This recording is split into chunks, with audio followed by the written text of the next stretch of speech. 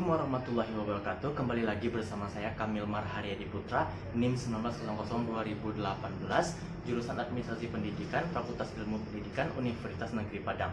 Nah, pada kesempatan kali ini saya masih berbicara mengenai humas atau public relation dengan judul Sejarah Perkembangan dari Public Relation. Di sini seperti yang kita ketahui, PR atau public relation merupakan suatu usaha yang dilakukan secara sengaja atau direncanakan secara detail dan berkesinambungan untuk menciptakan saling pengertian antara lembaga dengan publik. Nah, di sini dapat kita tarik poin penting dari PR itu sendiri, bahwasanya suatu usaha yang sengaja dan terencana secara detail dan berkesinambungan. Berkesinambungan maksud ini saling keterkaitan antara satu pihak dengan pihak lain dan menciptakan saling pengertian atau hubungan baik antara lembaga dengan publik.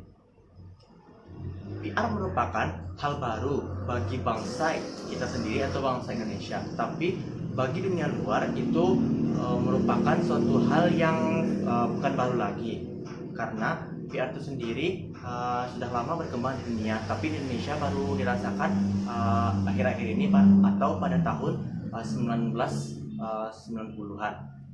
Nah, di sini ilmu public relation muncul pada abad 20, tepatnya di negeri Amerika Serikat. Nah, di sini humas tersebut lahir karena adanya perkembangan di bidang kehidupan masyarakat, karena adanya kekuatan dari masyarakat untuk memisahkan manusia dalam kelompoknya yang berbeda-beda. Nah, untuk mencapai tujuan yang sama dengan jalan bekerjasama untuk kepentingan bersama. Jadi pada saat itu timbulnya perkembangan di bidang kehidupan masyarakat di negara Amerika, bahwasanya mereka harus memisahkan kelompok-kelompok masyarakat yang berbeda-beda yang memiliki kemampuan atau potensi yang berbeda-beda sesuai dengan bidang yang mereka punyai. Nah, di sanalah maka pada saat itu terjadilah revolusi industri yang disebut atau digadang-gadangkan menjadi pemicu lahirnya dari public relation itu sendiri.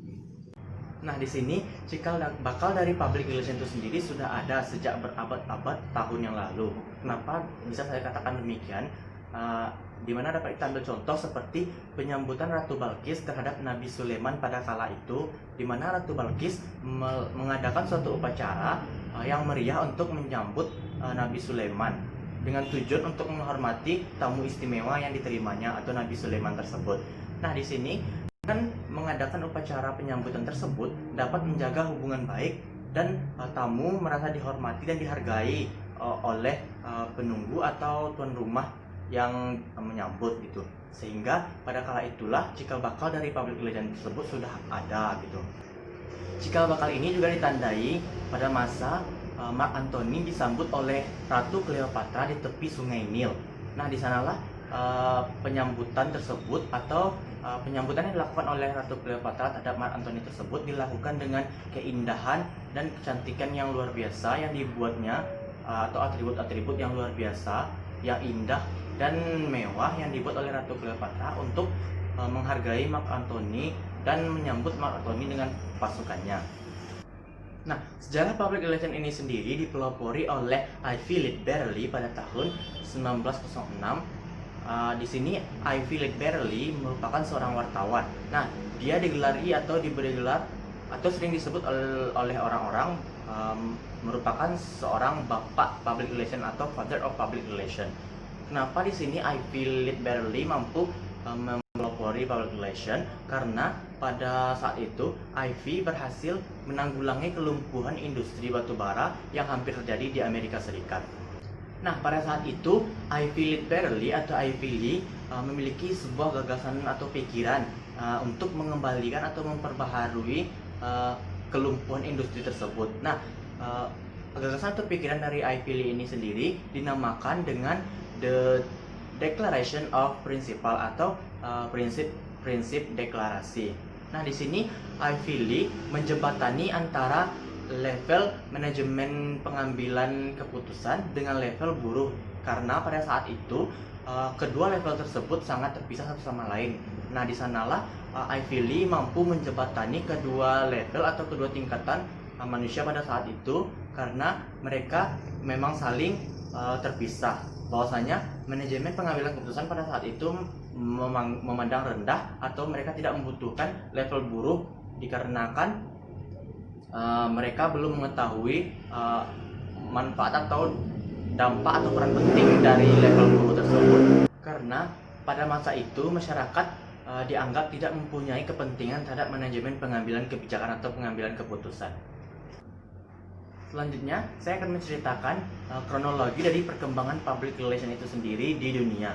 Nah, pertama-tama pada tahun 1865 sampai dengan 1900, bahwasanya public atau masyarakat tersebut masih dianggap tidak memiliki kepentingan untuk lembaga-lembaga industri lainnya. Nah, di sanalah bahwasanya publik tersebut masih dianggap bodoh oleh para lembaga industri pada saat itu. Selanjutnya pada tahun 1900 sampai 1918, publik tersebut mulai dilayani dan diberikan informasi pasca terjadinya revolusi industri. Selanjutnya 1918 sampai 1925, publik sudah mulai diberikan pendidikan. Nah, di sanalah bahwasanya publik tersebut mulai dihargai oleh lembaga karena masyarakat mulai dianggap penting, dan juga publik tersebut juga memberikan dampak besar bagi lembaga. Nah, selanjutnya pada tahun 1925, bahwasanya di Amerika Serikat PR tersebut mulai dianggap sebagai atau muncul sebagai sebuah pendidikan resmi atau sudah dibentuk sebuah program studi di Amerika Serikat mengenai public relation itu sendiri. Nah, sejak saat itulah atau sejak tahun itu manajemen humas atau public relation tersebut sudah menjadi perguruan tinggi pula atau institusi perguruan tinggi pula di Amerika Serikat, sehingga pada saat itulah dikatakan bahwasanya public relation sudah mengalami peningkatan. Selanjutnya pada tahun 1928 di Belanda, public relation tersebut sudah mulai masuk ke perguruan tinggi.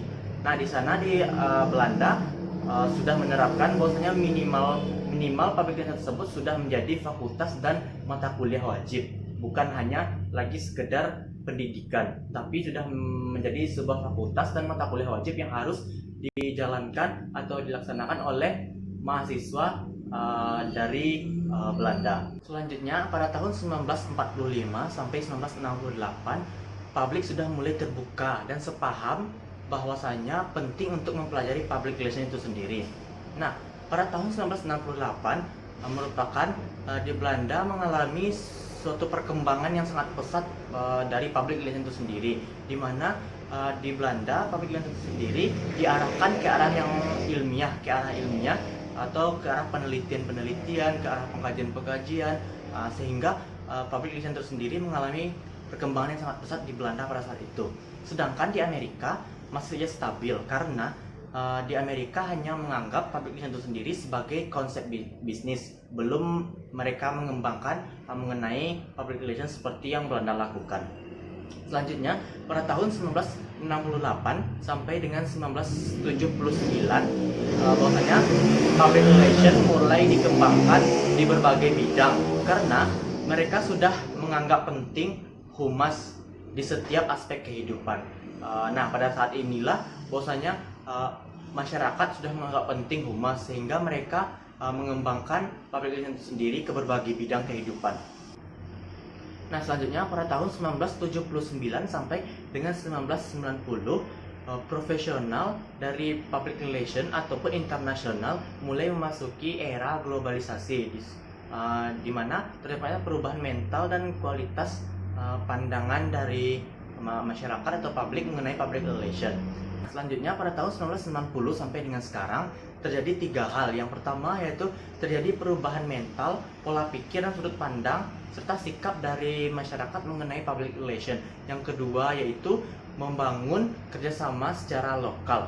Yang terakhir atau yang ketiga, saling belajar di berbagai bidang, baik itu sastra, teknologi, sains dan lain sebagainya. Selanjutnya kita bahas mengenai perkembangan public relation di Indonesia. Nah, public relation itu sendiri masuk di Indonesia pada tahun 1944. Ditandai bahwa pada saat itu Ali Dahlan melakukan konferensi humas pada tahun 1944. Nah, pada tanggal 18 Agustus 1945, ketika itu Bung Karno melakukan penundaan sidang dari PPPKI untuk memberikan keterangan kepada pers mengenai pemilihan presiden pada kala itu atau pada saat itu. Nah, pada saat itulah Bung Karno memutuskan undang-undang, dan pada saat itu pula lah Indonesia mulai berkembang dalam bidang humas atau public relation. Nah, selain itu, M. Lingga mengatakan bahwasanya praktik dari humas ini sendiri sudah ada sejak zaman Kerajaan Mataram pada kala itu, di mana M. Lingga mengatakan bahwasanya penambahan senopati pada saat itu mengumumkan bahwasanya ia dan keturunannya merupakan suatu pasangan yang mendapatkan lindungan dari Nyi Roro Kidul. Nah, di sanalah M. Lingga mengatakan bahwasanya ketika penambahan senopati tersebut mengumumkan dirinya dengan keturunannya kepada masyarakat, nah di sanalah praktik dari humas menurut M. Lingga keluar atau muncul pada saat itu. Ini keautentikan dari perkembangan humas ini sendiri di Indonesia sebenarnya sejak proklamasi Indonesia, yaitu pada tanggal 17 Agustus 1945, di mana pada saat itu Indonesia mengalami kemerdekaan atau lepas dari jajahan dari penjajah. Nah, di sanalah keautentikan sebenarnya perkembangan dari humas. Di sanalah terdapat disiarkannya oleh RRI atau Radio Republik Indonesia dan TVRI TV Republik Indonesia terkait dengan proklamasi kemerdekaan Indonesia sendiri. Nah, setelah itu muncullah organisasi yang terkait dengan publik seperti Depkominfo, Jubir dan lain-lain sebagainya. Nah, di sini pada tahun 1962 melalui Presidium Perdana Menteri Juanda dianggap sebagai pembentuk cikal bakal dari humas itu sendiri di Indonesia secara resmi. Selanjutnya, pada tahun 1967 sampai dengan 1971 terbentuk suatu wadah Badan Koordinasi Kehumasan Pemerintahan. Nah, dan juga didirikannya BAKOR atau singkatan dari Badan Koordinasi Antar Humas Departemen atau Lembaga Tinggi Negara. Tahun 1972 sampai dengan 1993 muncul PR di kalangan profesional dan juga di lembaga-lembaga swasta. Nah, hal ini ditandai dengan didirikannya wadah profesional humas atau profesi humas pada tanggal 15 Desember 1972. Nah, di sini pendiri dari wadah profesional humas ini yaitu Wardiman Joyodiningrat, Marah Yunus, Nana Sutresna, dan diketuai oleh Mari Yunus. Pada tanggal 10 April 1987 di Jakarta dibentuk sebuah wadah profesional dengan nama APRI, Asosiasi Perusahaan Public Relation Independent. Di sini wadah tersebut berbentuk sebuah organisasi. Organisasi APRI ini memiliki tujuan yang pertama, yaitu mewujudkan fungsi public relation yang jujur, bertanggung jawab, serta memiliki kode etik yang jelas. Yang tujuan yang kedua yaitu memberikan info atau informasi kepada klien bahwasanya APRI ini memberikan nasihat dalam bentuk public relation. Tujuan APRI ini yang terakhir yaitu mengembangkan kepercayaan umum. Selanjutnya, pada tanggal 27 November 1995 dianggap sebagai suatu titik berkembangnya PR di Indonesia dengan dibentuknya Himpunan Humas Hotel Berbintang. Nah, di sini kenapa merupakan suatu titik berkembangnya PR? Karena pada masa itu hotel-hotel berbintang melakukan himpunan dalam bidang humas sehingga mereka mampu mengatasi atau memecahkan masalah ataupun melaksanakan bisnis yang mereka naungi. Nah, materi terakhir kita pada kali ini yaitu perkembangan public relation sebagai sebuah kajian ilmu.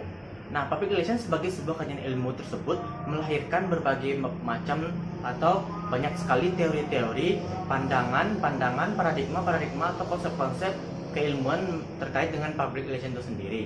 Nah, PR sebagai profesi di sini merupakan fungsi untuk kegiatan yang bersifat praktis.